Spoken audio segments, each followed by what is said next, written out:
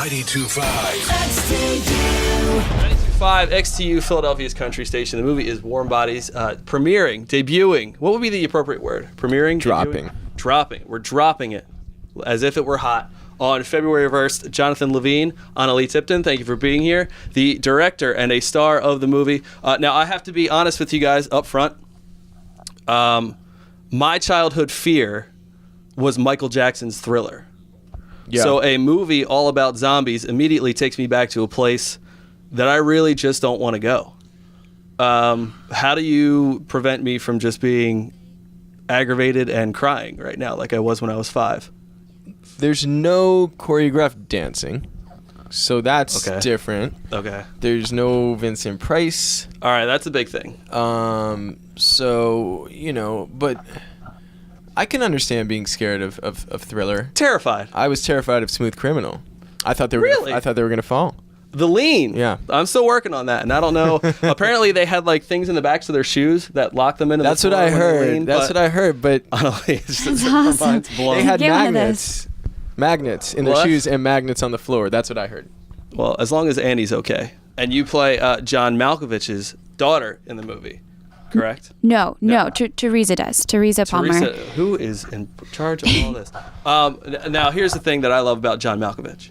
John Malkovich is one of those guys that I feel like can play any role in any movie, any character, comedy, suspense. He could be a killer, or he could be the guy that's making you laugh your hide off in the whole movie. What is it like to work with somebody like him? He reminds me of like a Steve Buscemi kind of character. Like you just kind of throw him in any role and he's going to be able to do what he can do. Yeah, I mean, Malkovich, he's incredible, and you're right. He's been able to do, I think he's super awesome in Burn After Reading. Have you seen that? I have seen Burn After Reading. And obviously Dangerous Liaisons. He's just been in so many wonderful films and is such a talented and multi-talented guy because he also is a fashion designer. He's also a director of stage and opera singer. He's also a very accomplished rapper. He's also he really is into we would play music on set and he would start rapping along to stuff he liked. He really liked Dre. Again, not country music. That's all right. But I would imagine he liked all sorts of music. Right. But he is just an incredible person, great person to be around, and very intimidating. Analeigh had to hold a gun to him.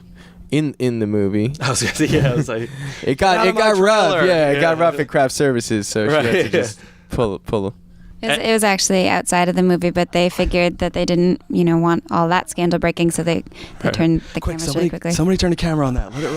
Let it roll. So is he as a I feel like as the character that he plays in his films, is he just that kind of person? Like I feel like trying to have a conversation with John Malkovich could be incredibly intimidating.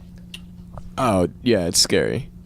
But it's not because he talks in the way he talks. Like he has a very kind of, I kept kind of thinking of In the Line of Fire.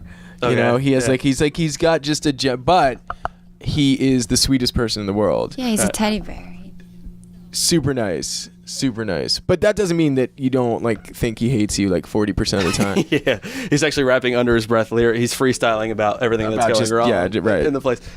So the film is based off of a book. Now I understand that the writer was very happy with the transition from the book to the film. How intimidating is it when you're taking an original work by somebody else and trying to make it a piece of your own? How much of that process did you go through with him, and how much of the process was really just you kind of taking his words and creating your own thing? Because I can imagine, I guess what I'm asking is how much input do you really consider from the author? Well, I mean, it's a fine line. You want the author to be happy and you want to be kind of interpreting his vision in a way that works for him.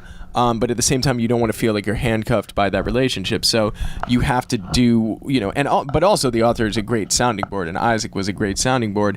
But for me, it's like I need a little bit of distance to be able to kind of do my job as well as I can. And, you know, I can imagine it's really hard as an author. You write this amazing thing from your imagination, and then you need to like kind of take a step back. But to Isaac's credit, Isaac Marion, the guy who wrote the book, he was able to do that. And then, but I would always try to include him. You know, I would send him drafts and I would get his notes and I would include his notes. It just wasn't like a day-to-day thing, because I know for me, I would always like, if I was dealing with him on a day-to-day basis, I would start to feel like really bad about anything I wanted to change and stuff like that. It wouldn't do justice to the spirit of his book. So it's kind of like a balancing act. But right now, we like totally talk all the time. Right. And how, now, obviously, you read the book, obviously.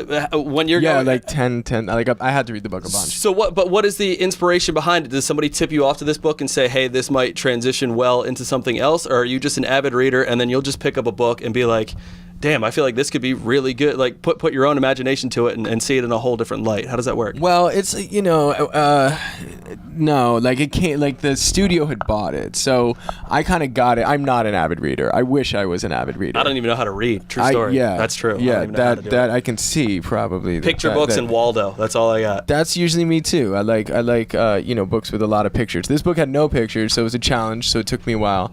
But yeah, no, the studio had bought the rights to the book, and I met with the people in the studio who wanted to work with me on something for whatever reason. They liked some other stuff that I'd done, and they gave me this book, and I read it and just kind of fell in love with it. So I didn't kind of initiate that process, but I'm so glad they brought it to me. Understood.